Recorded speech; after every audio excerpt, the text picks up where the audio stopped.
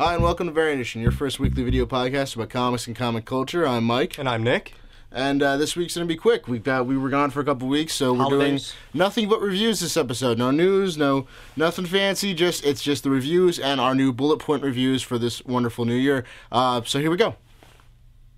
So Civil War number 6. We all love Civil War. We all waited for Civil War patiently and anxiously, and it delivered big. Beginning of the book, you find out about several of the new teams that are going to be in the Marvel Universe. You got the New York gets the Avengers. You get California with the Champions. You get Chicago with the Force Works guys if they get their backgrounds cleared. And Utah has the Mormons. And that's old news. Anyway, the comics keeps on going and trying to figure out exactly what their plan is. And, Cap's side, the Secret Avengers, they want to get the plans for 42 so they can bust out all their guys because their numbers are going down. And with the Thunderbolts coming in and all the villains fighting on Iron Man's side, it's getting a little bit uneven there. Unfairly uneven. This is brought about by a character whose name I forget, introduces two guys to Cap's group, Goldbug and the Plunderer, to kind of state that, well, the villains are worried about this too, because with all these heroes around, it's only a matter of time before we get swiped out of things, and next thing you know, things are going to get out of control. And at that point, the Punisher shoots them and kills them because they're bad guys, thieves and killers and robbers and murderers and rapists. These are guys that the Punisher doesn't like, obviously. Small confrontation with Cap, and by small I mean getting his ass handed to him. Up against the wall, Punisher's not fighting back. Cap asks why. He's like, "You're not a bad guy," basically, is what he says there. And storms off. But before that, the Punisher actually does a really big thing for this comic. He sneaks into Reed Richards' Baxter building with a Tony Stark stolen merchandise in order to access the file. So good for the Punisher there, bad for shooting those guys. No, Punisher can't do that. That's not good. Help us, yes. Kill them, no. That's the way it works with Cap. You find out by the end of this comic that, Stark's got an inside man and Cap's got an inside man, and they're trading secrets, and it's not so much of a setup, and you just got to read the comic to find out. I'm not ruining this for you guys. It's too big. It's too great. It's fun. You got to read it. If you haven't picked it up yet, pick it up. If you are going to pick it up, good on you. Spend your money wisely. Good choice. This is a really good comic. I really like the way Civil War is progressing, and this is just another step forward. And I think every issue has outdone itself as it progresses. So I'm looking forward to the next one. My first review this week is issue number 3 of Criminal by Ed Brubaker and Sean Phillips. And much like the first 2 issues, I'm really, really loving this book. The heist has gone down bad, which took place in the 2nd issue. 3rd issue, you see where they went when they got away. And Greta, she's been shot. She's in pretty bad shape. Leo, he's taking care of her. And he manages to get Ivan, kind of to get where they are so he can take care of him. So again, you're seeing the humanity of this character. He's kind of a good guy. He just doesn't do very good things for money. And they find out towards the end what the heist was really about. I just can't say enough good things about this book. The art fits the story perfectly. It's just, I don't know. I feel like I'm just gushing about this book. It's a very good crime noir. Nothing is heavy-handed. Everything feels natural. I mean, God, I wish these guys could do more books. Alright guys, first review for this week was issue 9 of Justice by Alex Roth, Jim Kruger, and Doug Braithwaite. And before I even get started on this, just this issue alone, from a fan standpoint, and if you're an artist, from an artistic standpoint, absolutely amazing. Colors, pencils, finishes. This is like the best artist-writer combination I've seen since probably Kingdom Come. But anyway, to the issue. Last issue we saw the return of Hal.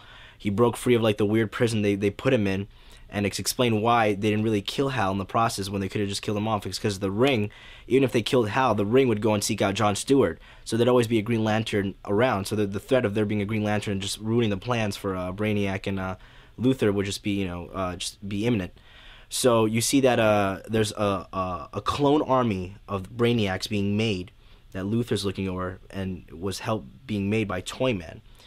And on top of this, you got this awesome fight between Captain Marvel, should I say Shazam, for legal purposes, Shazam and Superman. Fantastic splash page that you have to turn the book upside on its side for. So great. Dr. Magnus is helping the Justice League build these suits that'll help these like the nanobites that are like infecting the members, to keep them out, so they'll be able to mount a counter-strike without being affected and turned against each other.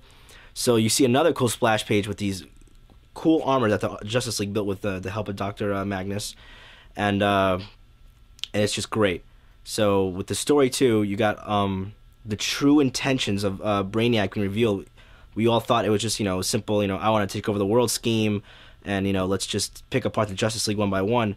There's just so much more to it, and the idea didn't really come from Brainiac or Luthor. It was raised from another one of the members, the Justice League members, Rogues Gallery villains, and you won't believe it. I mean, it was pretty good. It's a nice twist, and like you really didn't see it coming. And this book, even though it's just like out of continuity, and it's really good the way they just twisted and just threw everything around. This book is just so worth the month and a half, 2 month wait it comes out in. I highly recommend it. It's such a great read. There's still a lot more to go. There's a lot of things I left out that I just want you to read because this issue is just so jam-packed full of great stuff, and I hope you enjoy it as much as I did.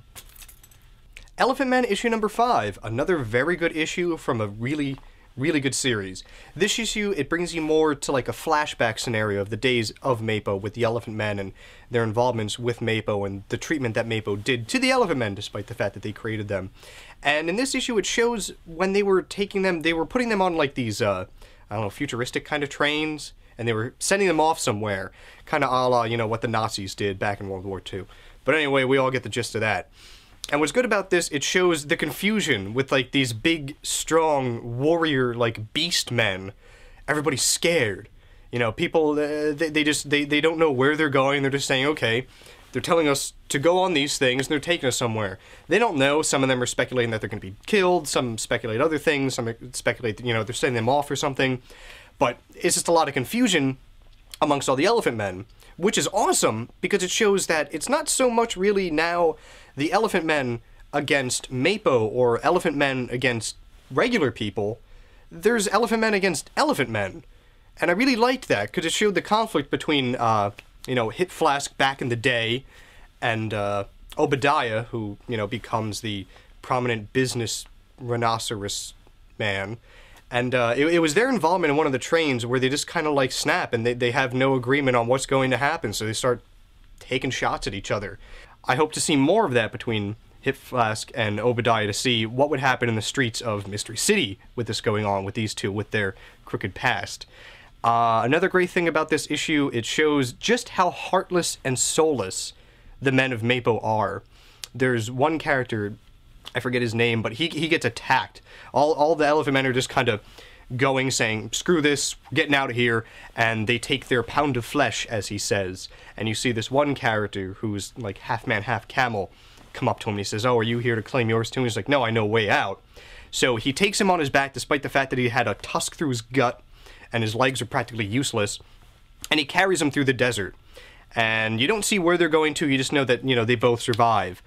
And it was weird to see, okay, yet this camel character has, somewhat of a commitment to these people because of Mapo, but did he really have to when he saw all of his other brothers kind of reacting the way that they did? But once again, they're all individuals. So at the end of this issue, you see it's back in the current day. His camel character is at his floating restaurant, bar, casino thing, and the guy that he saved comes in, and he says, it's been a long time, I got plans for you, and he says to him, he's like, I got some blood on my boot. You got a handkerchief? So he gives it to him. He says, now be a good monkey and wipe it off. Camelus kind of looks at him, and then he does it. And another great thing about this, it's a slight little thing that I'm sure the writers and everybody in Elephantmen did. The camel's character name is Joe. They don't mention it but once, but you gotta love it. My next review is The Killer number 2 by Jacquemont and Matz. And, much like the first issue, we saw the killer, the hitman, kind of getting set up and waiting for the target to come up. The second issue is the second part of that first story, and again, he's waiting. And the waiting is getting to him. And, it's really getting to him. He thinks back to his worst job ever, which went really badly. he then thinks to something about how paranoid he has to be and how he has to watch his back all the time. And, that was a pretty cool little interlude. And speaking of which, that little interlude where he gets kind of like run down by these guys, the art is really cool because the art most of the time is nice and crisp and clean. But when he's attacking these guys that have just done something to him, I mean, the art is real savage and, just really raw and intense and perfect fit. I mean, the feel, it's like right there on the page. There's no doubt of what's going on in this guy's mind. The waiting is killing him. And it almost literally kills him because he just can't take it anymore. This guy is not a stable individual. I mean, he kills people for a living. He takes his gun and tries to just end it. And, luck of the draw, there's a misfire. And he's still around to kill.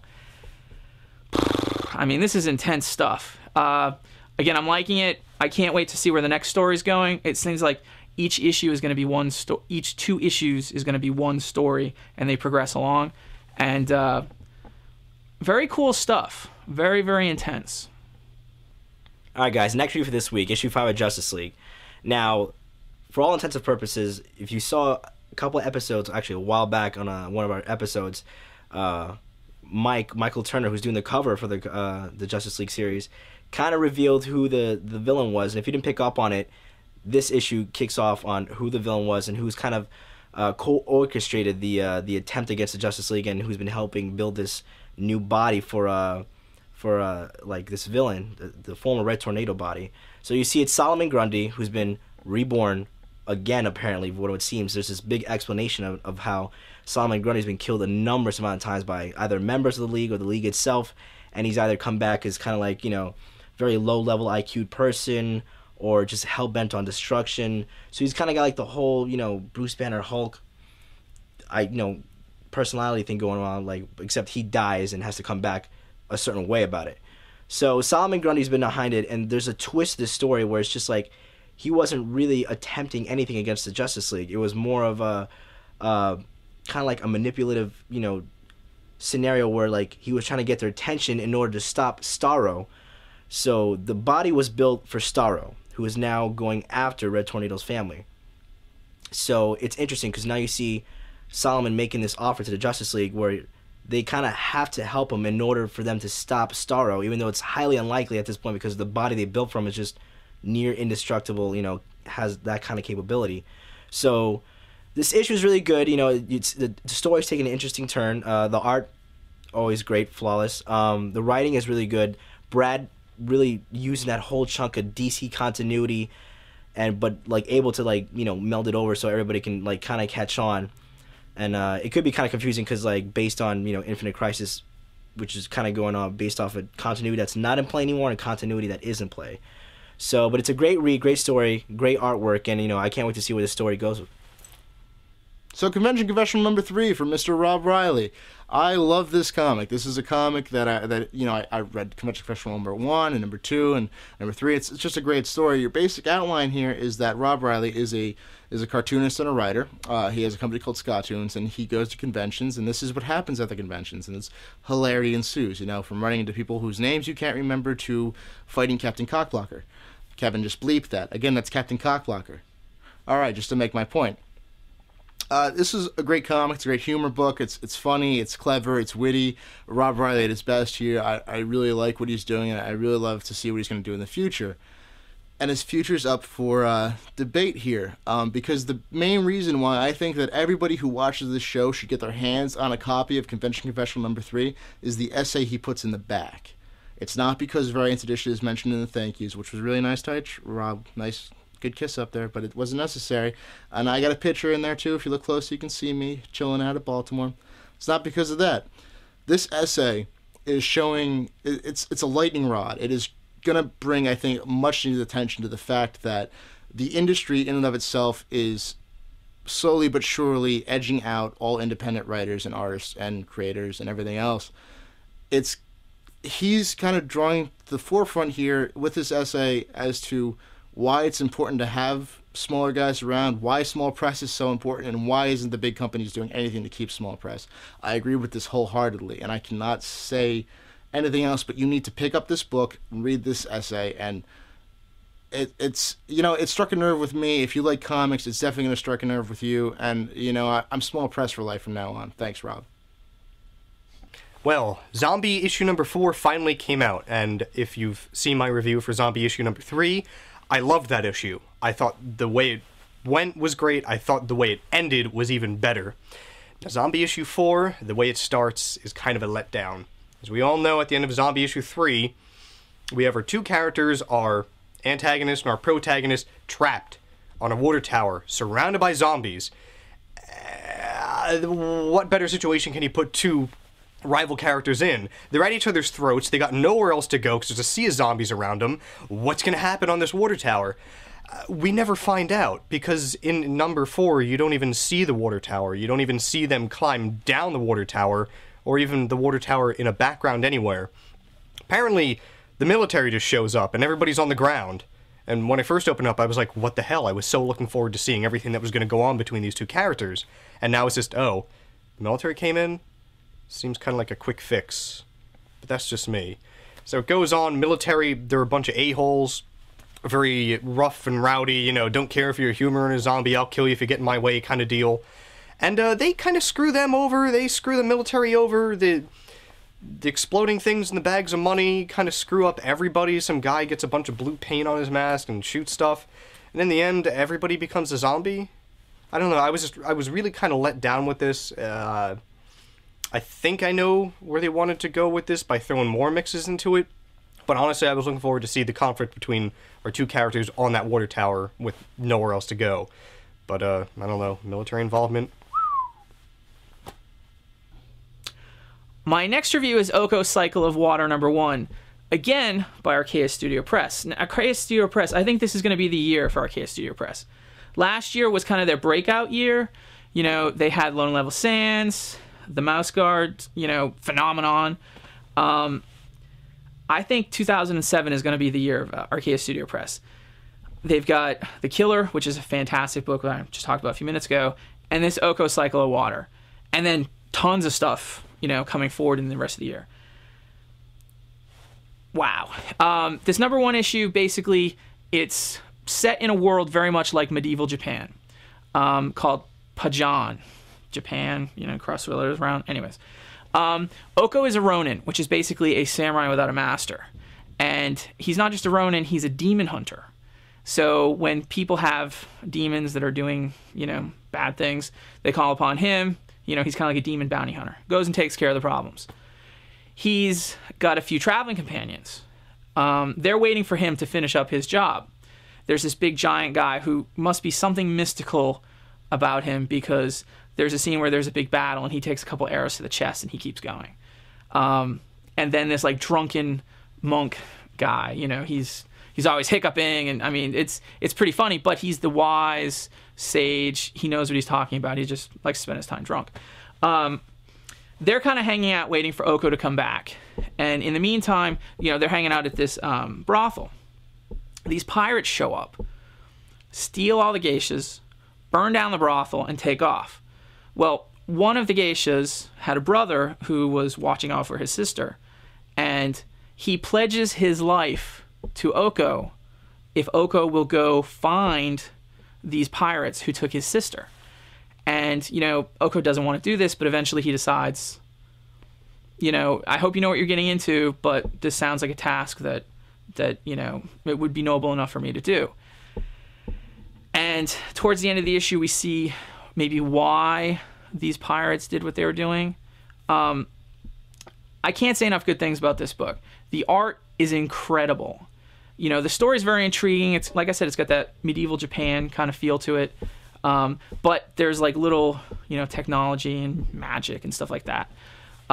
Fantastic book, fantastic start of, the first cycle. And I just can't wait to read more of this book. So here we are, Variant Edition, and we're doing reviews. Now, it's been a while since we've done comic book reviews, so we're doing a new feature called Bullet Points. Bullet Points is going to be quick comic overviews Fast reviews, not in detail, just letting you know what's going on in the comic book world. And of course, what better way to start bullet points than with bullet points? The new one's out, and it's a great comic. Peter Parker's still the Hulk. You've got Reed Richards, who's left Iron Man's side as his mechanic and decided to go into space to study cosmic radiation. Of course, there's a bomb in his rocket, so look out for that. Of course, Iron Man's got to come out of retirement now. And remember, that's Steve Rogers' Iron Man. That's Captain America. That's right. If you didn't know that, you got to pick up the old ones. Now, it's interesting here because the cover art has Nick Fury, or what looks to be Nick Fury's one-man army. Of course, it's not Nick Fury, it's Reed Richards. You got to read the comic to find out more about that. And while we're on the topic of one-man army, let's talk about Wolverine. Wolverine just came out. He's in a Santa Claus costume coming through the snow. That has nothing to do with the story. He's in New York. He's in Macy's. Well, Lacey's. And there's a kidnapping attempt going on, a bunch of elves running around. He's got to kill them all. And of course, when we're talking about Wolverine, we have to talk about X-23. X-23, of course, is his clone, who's now living with her aunt and her sort of step-uncle and her cousin. At this point, it's very important to know that she has kind of told her cousin what's going on, where she's been, and that she was made, not just, given birth to, and she's a killer trained, there's a trigger thing, and of course, that comes into the story. Read more to find out about it. And while we're talking about X-23, it's very important to bring into her team the new X-Men. The new X-Men is, as we left off, it was X-23 fighting down with the team who came to get her, or at least we thought they came to get her. Turns out they were going after Mercury. They want her flesh, don't know what's going on there, things are going interesting, she's teamed up with Hellion, and they're going out to fight. And while we're talking about the new X-Men, it's good to backtrack here and talk about the old X-Men. That's right, X-Men First Class just came out this week. It's, no, it didn't come out this week, I'm sorry. But it's a great book. What we got here is another short story. It's about the original X-Men. That's Cyclops, Archangel, Beast, Jean Grey, and Iceman, not to mention Professor X. And they have to team up with their dear friend Doctor Strange because there's a demon. Yes, they brought a demon out with them. References to some comic that I didn't read. So it's an interesting story. Crystal Visor lets you see demons. More on that later. And of course, while we're talking about X-Men First Class, the next likely step is the new X-Men team, X Factor. We're picking up the Multiple Man and his team. Guido killed that guy back in the day. Remember that? Yeah, it was a couple issues back. Killed that guy. Got to go talk to his wife and admit to what he's done. Meanwhile, Monet, St. Clair, and forgot her name, but the girl with the loud voice, yeah. They're enemies. Siren. Thank you, Kevin. Siren and Monet are going to go shopping in Paris because Monet can charter a plane. Like that. Layla Miller kind of solves things, and Richter's going to pull himself together, literally. He's going to go out into the world and find all of his multiples. That's all you need to know about this comic. And of course, we're talking now not about X-Men because we did that way too long. Now we're going to talk about Spider-Man. The first Spider-Man book I got is Sensational Spider-Man. This is, he was in a fight with Rhino. It's not so much about Spider-Man as it is about Aunt May and what she knows about life and the woes of carrying wounds and everything else. Interesting. Don't have to pick it up if you're a May Parker fan. Go for it. I like Spider-Man better. Whatever. She doesn't have powers. So we got Friendly Neighborhood Spider-Man. Friendly Neighborhood Spider number 15 and 16 back-to-back here. No, because, I was off for a couple weeks. Friendly Neighborhood Spider-Man number 15. Vulture's tracking him down. He's working for S.H.I.E.L.D. They busted him out of jail. Attack Spider-Man in the book signing. Good shot at Neil Gaiman there. Oh, read the book to find out about that one. And takes Vulture down, but doesn't really take Vulture down. Vulture takes down Vulture because Vulture has a stroke mid-flight. That's right, Vulture has a stroke mid-flight. Now he's half paralyzed in a hospital and he's begging for death. And of course, who shows up at Spider-Man? Disguised as an orderly because he's got that lovely cloaking device. Tries to kill Vulture by putting a pillow over his head. Oh, and let's backtrack here to X-Factor. That dupe that's working for S.H.I.E.L.D., yeah, he's there. Don't know where they're going with that. Looking forward to it. Anyway, so he tries to kill the Vulture with a pillow, suffocate him to death. Nope. Vulture fights back. So Peter Parker makes a nice little witty comment about, what a way to try to say that you want to die, and then when someone actually does it, you fight for your life. What sense does that make? That's basically those two comics back to back there. And now, off the beaten path of Spider-Man that I usually take, Spider-Man and the Powerpack. Not a lot going on in this comic. It's the third issue of a 4-part series. Interesting. It's Spider-Man and Powerpack taking down Venom, blah, blah, blah, blah, blah, blah, blah, blah, blah. Regardless, that's not the important part about this comic. The little after story in the back called Civil Wars. That's where the money's at. You should pick up this comic for nothing but Civil Wars. It's got everything in there that's going on in Civil War, broken down very quick, brought down to kids' standards so any moron can understand it if you're not reading Civil War. And now for the Illuminati. Just kidding, more on that later in the show. Alright guys, here we go. My first attempt at a bullet review. So, if things come out a little too speedy, you could always hit the, slow down button on your computer if it's got that. If not, you're screwed. So, bullet point review. Here we go. First of all, Flash, issue 7. Last we left off Flash, he just got done defeating the Griffin. Griffin's dead now. Jay was saved. What you see being built right here in the Flash is the nice little tie into the upcoming Titans East storyline, where you got Slade, Deathstroke, and Inertia, the opposite of Flash, Kid Flash, building this machine, getting ready to put the Titans East together, to make an attempt against the Titans. And meanwhile, Inertia's manipulating Moda, this girl that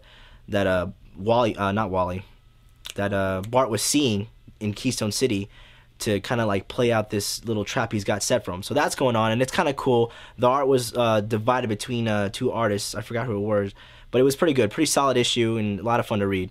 The next one was Teen Titans issue 42, where you saw the solo shot issue of the origin of Kid Devil, and it was really cool. The artist has the whole Mike Mignola feel to it, but more towards the animated, relying on heavy color style.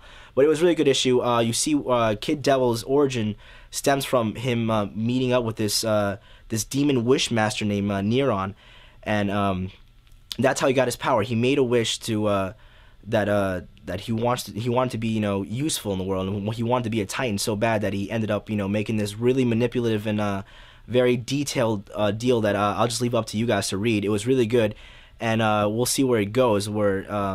In future Titans issues, because it's going to affect the team later on long term, and it's really good setup. You also see Blue Devil's origin, which is very contradictive of what his appearance is. Not a Blue Devil at all. The guy used to be a stunt guy who was working on a movie. They started shooting in like the Bahamas or something, and like this mythical creature came out of like a volcano or something, and he had a Blue Devil like costume on that had like all kinds of robotics and prosthetics or whatever. So like the demon put some kind of spell on him, and of course his skin, the whole body and soul molding, whatever, it all became one. So that's how it became the Blue Devil. So that was really cool explanation on both Devil's parts and origin stories. Next one is Supergirl, where last we left off, she had just got the crap beaten out of her. So there's a lot revealed in this issue, a lot going on in Supergirl, even though it's all mumbled up and jumbled up from the different writers and artists taking over in the past like 4 months. You see that Kara was, I think it was originally, this was stated already, that she was sent to Earth to kill Kal-El, and we kind of saw that going on during the whole 1 year later thing when she was inside the bottled city of Kandor. And you see this introduction of Power Boy, which seems like you might know what's going on, but not really, because he says there's no relation to him and Power Girl, even though they got the same outfit pretty much, the little chastity belt that's up here, gold shiny hole right there. Yeah. Very questionable of, even though he's trying to date Kara, I still kind of question, his male integrity. But cool issue. The original artist is back on, original writing team's back on, so I'm happy about that, and it should be interesting to see where this goes.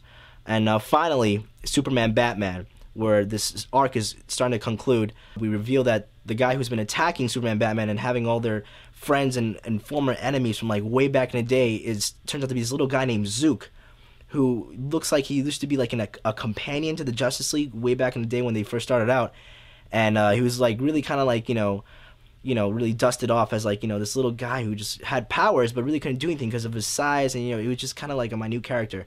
So it's him. He's been attacking Superman and Batman, identifying himself as these personas that these villains that the Justice League used to beat.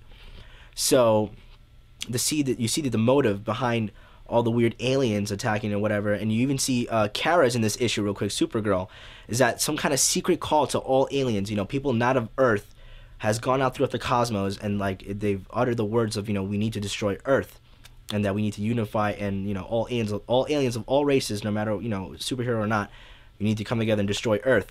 Now, why that's going on, we still have yet to see, but it's interesting to see where the storyline's going, because it's like it's got a big cosmic scale going on it, like there's something universal about it too. If you look at other books like Firestorm and Green Lantern, and reading Ion and stuff like that, all this universe stuff is starting a little tying together. I'm not sure if that's what's meant to be, but it looks really cool. So all these books, quick, great little reads, nothing big going on, but you see like the architecture stuff being built for later on, and it's looking really good. So we have a lot of comics. Here are my bullet points. Criminal Macabre, Two Red Eyes, issue number 1. As you all know, huge Criminal Macabre fan. Not of Two Red Eyes. The art I'm not a fan of. Not the artist, just the art for this story. I don't think it really captures the characters. Apparently there was a story in between this one and the one that I've read that I really should, because they tell you that, apparently a character died, a big character, so I kind of need to know that. And there's a big cop-out scene There's a nice dream sequence, which is like, oh my god, what's going on? Oh wait, it's a dream, so I wasted 5 pages? Great. So anyway, I go into Exterminators, issue number 10, which was good. Saloth is all done and over with for now. We're done with him on his dates with his fat lady friend, and all of his crazy, I'm gonna turn squirrels into ash so that we can feed them to prisoners kind of stuff. And it goes back to Henry and Slim at Bubblegone. And this issue, it was short, it was straight to the point. There was a hospital that had an outbreak of ants. You see some kid get this bandage thing taken off his eyes, and there's ants all over him. And apparently, like, there's some mob-related guy who shows up at the end. Not really sure where they're going with that, but, you know, something's going down. And that can only lead us to Fear Agent number 9. Fear Agent number 9 was a very simple, straightforward story. Heath has to go into the city to get some shit done. He does it in all the blaze of, like, ice gun fury. And at the end, you find out that there's more Fear Agents. So, look forward to hear my review of Fear Agent number 10 next week.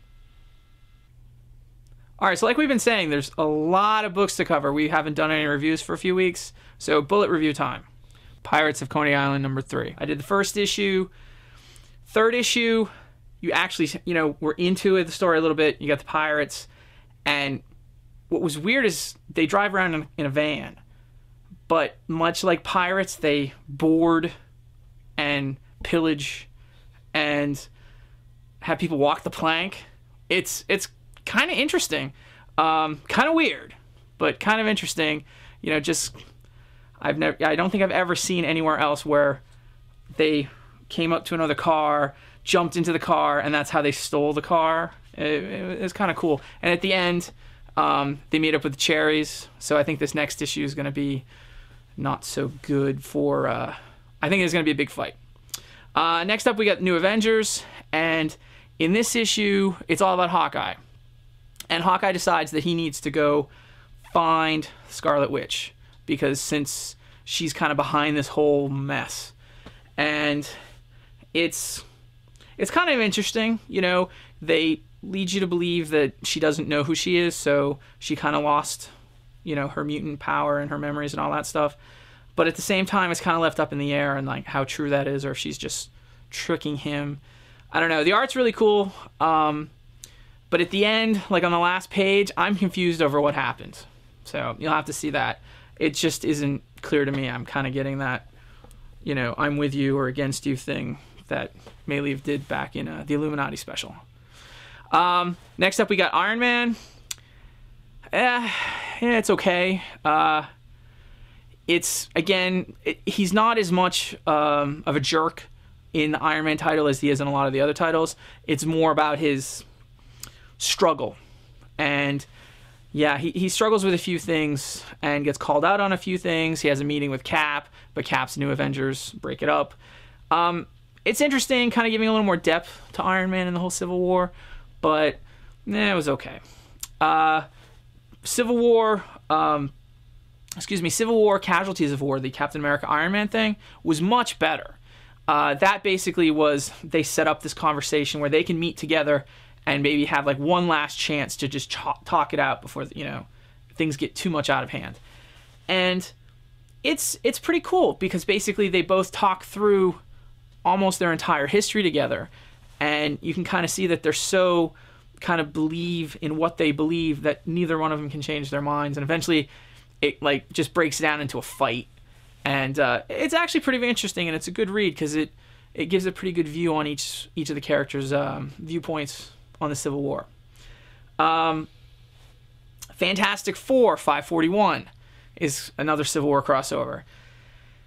Again, I know what they're trying to do, and I like Straczynski, and usually I'm a really huge fan of his work, but it just felt a little too predictable in this book. Thing goes to France because he doesn't want to be part of the the registration, and they let him go, and of course he's got bad luck when he leaves, but he gets there and he fits in and everybody loves him and everything's simple. And I mean, it's okay, it's not bad, it's just the Civil War crossovers for FF haven't been that great for me. And finally, we've got Sandman Mystery Theater. Now, this isn't Sandman, the endless Sandman. This is the old school Sandman. He's got with the gas mask. He's got the gun, puts people to sleep. Kind of confused. Looks like there's a new guy getting the Sandman mask and taking on the new Sandman. Things are happening in Afghanistan, and it's interesting. A little confused. Gotta give it another issue to see where it's going. All right, that's it for bullet points. Bullet point reviews. What do we got next? So that's another episode for Variant Edition. It's in the can. It's good to go. You can find us here at the usual spot, variantedition.com. You can find us at YouTube. YouTube on youtube.com/Variant Edition. You can find us on MySpace, myspace.com/Variant Edition. You know, sign us up, be friends. You can subscribe to us through iTunes still, because we're still on that. And down the line, you might find us in a couple other places. But no word on that yet. But yes, you will see us somewhere else. Anyway, next episode. Yeah, next Monday, we have something different we want to line up for you. Right now, we got to meet Archaea Studio Press. You remember. We did. Yes, it was a lot of good times. Great people. Great cheese. We met them back in Baltimore, which was, you know, a great con. With great cheese. So, yeah, good platter. So episode 43 is our Archaea Studio Press special. Remember, Kevin said 2007 was the year of Archaea Studio Press. So, apparently it is. And, so next Thursday, we're back with a regular episode. That we are. We're doing our fan mail segment finally, so you can still get in those last-minute fan mails. That's fanmail at variantedition.com. You can contact me directly at mike at variantedition.com. Contact Nick at nick@variantedition.com. Kevin at kevin@variantedition.com. And statues for Mike Swistak at variantedition.com. That wasn't statues for Mike Swistak. That was just statues at variantedition.com, in case you guys were... I don't know where you were going with that thought process. But I said it and... I'd like to. I think everybody on the show would like to thank everybody that helped promote the show. Yes. So to all of you who did, we're mailing out some goodies this weekend. So keep up the good work, and you'll get them soon. Till next week. Excelsior! Sorry. Don't leave an Excelsior.